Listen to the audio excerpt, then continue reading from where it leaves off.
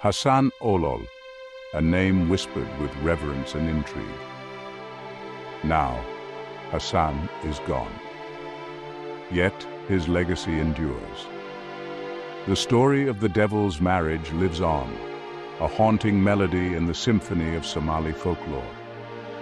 Hassan's voice, though silenced, still speaks to us.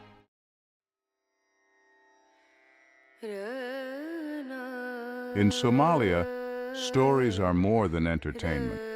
They are history books, moral compasses, and vessels of cultural identity. Passed down through generations, these tales carry the weight of ancestral wisdom. Hassan Olol understood this power.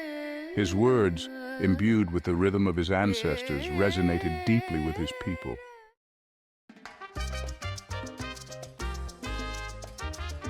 The sun beat down on the dusty streets of Erigavo, a small city in northeastern Somalia. Here in the heart of the Sanag region, Hassan Olol spent his youth. Hassan's days were filled with the familiar sights and sounds of Erigavo. Life was simple, but it wasn't easy. Yet Hassan possessed an unyielding spirit, a thirst for adventure that simmered beneath the surface.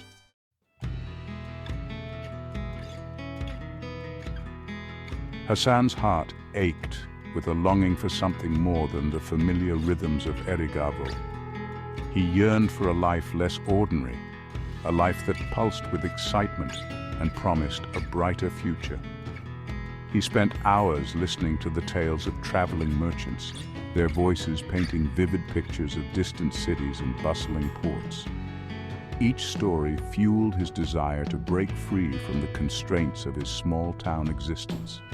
And so, with dreams in his heart and determination in his stride, Hassan prepared to embark on a journey that would change his life forever.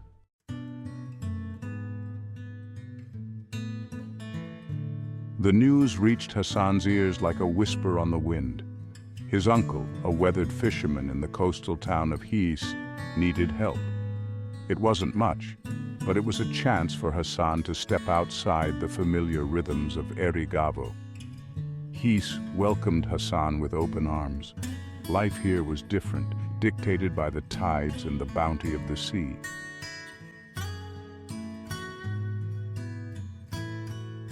Life in His, though humble, held a certain tranquility, yet a part of Hassan yearned for more. One day, a group of boisterous young men arrived in His, their laughter echoing through the narrow streets. They were sailors, their bodies tanned and weathered by the sun and sea, their eyes twinkling with tales of distant lands. The more Hassan heard, the more determined he became to experience Berbera for himself.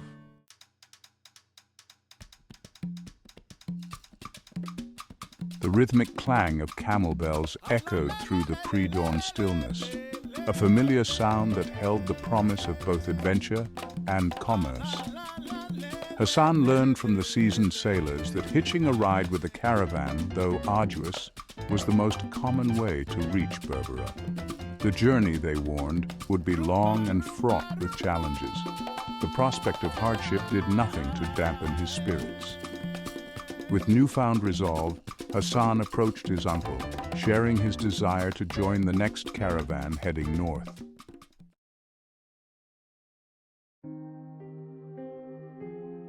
The days leading up to the caravan's departure were a flurry of activity.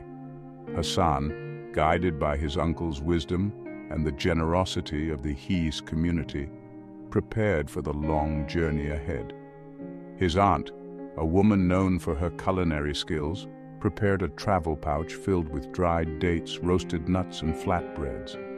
The night before his departure, a hush fell over his uncle's modest home. As the first rays of dawn painted the eastern sky, Hassan, his heart heavy with gratitude and anticipation, bid farewell to his adopted family and set off towards the waiting caravan.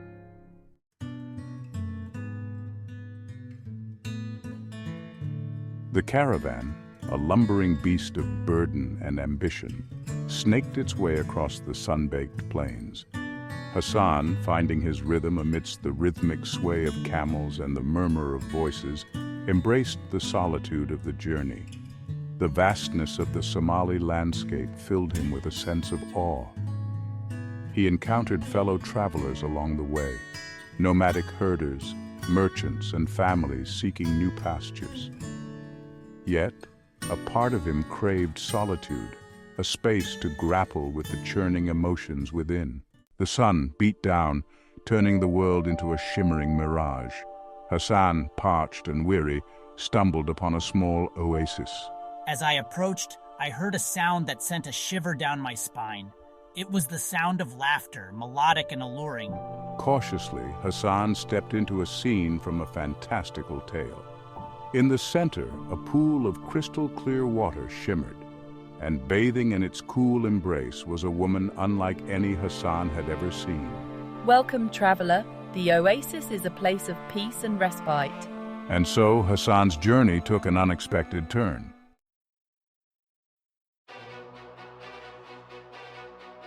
As if sensing his presence, the woman turned, her eyes large and luminous, meeting Hassan's gaze. For a moment, the world seemed to hold its breath. Time itself seemed to pause, suspended in the amber light of the setting sun. Greetings, traveler. What brings you to my humble abode? Then, with a graceful movement, the woman rose from the water, her body a symphony of curves and grace. She approached Hassan, her steps as light and fluid as a desert breeze. Her voice, when she spoke, was soft and melodious, like the whisper of wind chimes. I'm journeying to Berbera, seeking my fortune. The woman listened intently, her head cocked slightly to one side, a hint of amusement dancing in her eyes. Berbera is a long way from here. The journey is fraught with peril. Many who set out for its bustling markets never arrive. Tell me, traveler, what makes you think you are strong enough to survive the challenges that await you? Her words, though spoken softly, struck Hassan with the force of a physical blow. He felt a surge of anger mixed with a strange sense of fascination. Who was this woman, he wondered, to question his strength? I fear nothing. I am a Somali man. We are born of the desert, forged in the fires of adversity. The woman smiled, a slow, knowing smile that sent a shiver down Hassan's spine. But confidence alone will not protect you from the dangers that lurk in the shadows. With that, she stepped back, her smile fading as quickly as it had appeared. She slipped silently beneath the water's surface, disappearing as quickly and mysteriously as she had appeared. Hassan was left alone in the silence of the oasis, his mind racing from the encounter.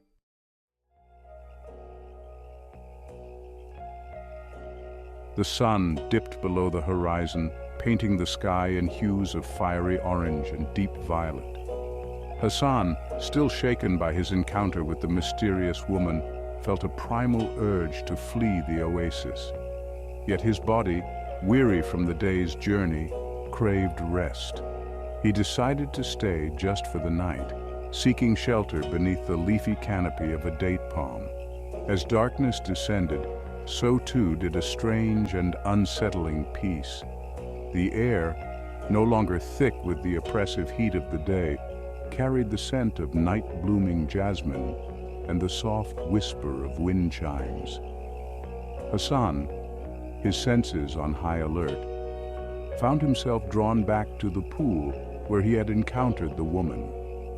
The moon, a silver crescent in the star-studded sky, cast an ethereal glow upon the water's surface. The air shimmered with an otherworldly energy, as if the very fabric of reality had thinned, revealing glimpses of a hidden world. Hassan felt a presence, unseen but palpable, watching him from the shadows. He wasn't alone. He heard a soft chuckle coming from behind him. Turning slowly, his heart pounding in his chest, he found himself face to face with the woman from the pool. She stood bathed in moonlight, her golden hair shimmering like spun moonlight, her eyes glowing with an inner light. She wore a flowing gown of the deepest indigo, its fabric rippling like water in the gentle breeze. You returned. I had a feeling you might.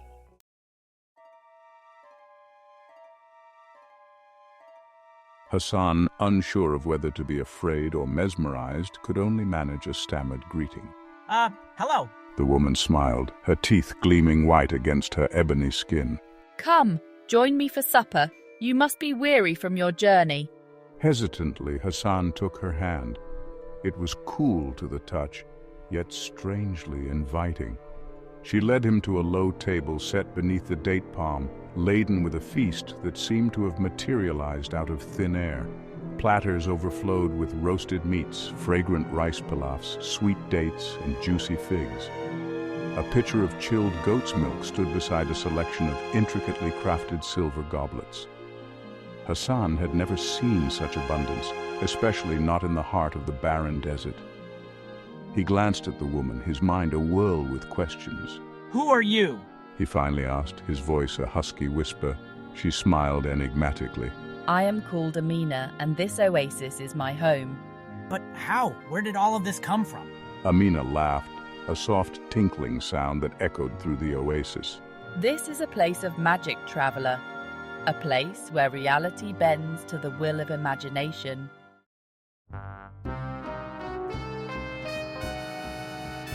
As the night wore on, Amina spoke of her world, a world hidden from human eyes, a world of jinn and spirits, of ancient magic and forgotten lore.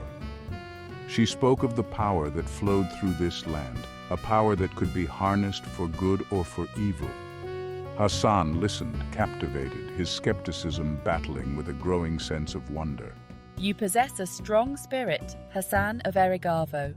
I can sense the fire that burns within you, the ambition that drives you. She leaned closer, her eyes locking with his. I can help you achieve your dreams, beyond anything you could have imagined.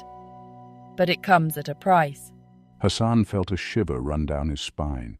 He had heard whispers of the jinn's bargains, of the dangerous pacts they made with mortals. What is the price? Amina smiled, a slow, seductive smile that sent a ripple of unease through Hassan's gut. Stay with me, become my husband, and all that I possess will be yours. Wealth beyond measure, knowledge beyond comprehension, power beyond your wildest dreams. Hassan's mind reeled. He had been traveling for weeks, dreaming of the riches he would find in Berbera. Yet none of it compared to the intoxicating offer Amina presented. He thought of his family, of the life he was building, of the future he had envisioned. Could he turn his back on it all, risk everything for the promise of power and the allure of the unknown? The journey back to Erigavo was a blur. Propelled by a mixture of anxiety and exhilaration, Hassan felt the familiar landscape rush past him. The weight of Amina's bargain pressed upon him, a heavy cloak woven from desire and apprehension. His arrival in Erigavo was greeted with astonishment and disbelief. He returned a stranger, his pockets overflowing with riches that seemed to defy explanation. His mother wept tears of joy upon seeing her son return safe and sound. A flicker of suspicion danced in his father's eyes as he surveyed his son's newfound wealth.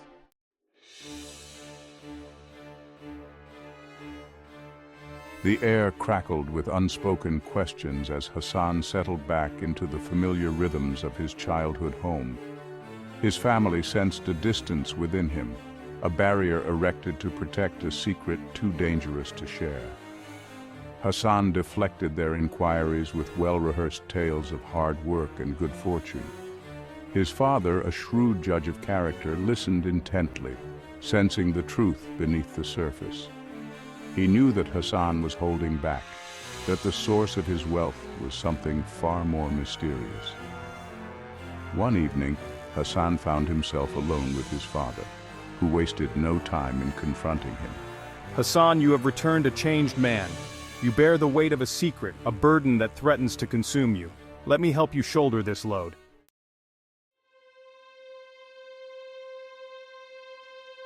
Hassan Olol carried the weight of his story, a tale both enchanting and unsettling for the rest of his days. He shared it with whomever would listen, his voice a flickering flame passing on the embers of ancient lore. Some say he feared their wrath, while others believed he sought to protect their hidden world. To this day, Hassan's story continues to echo through the generations, a cautionary tale whispered around campfires. It serves as a reminder that the world is a tapestry woven from threads both seen and unseen. Like the wind, whispering through the dunes, carrying with it the secrets of the ages. For in the heart of the unknown lies a magic as captivating as it is perilous.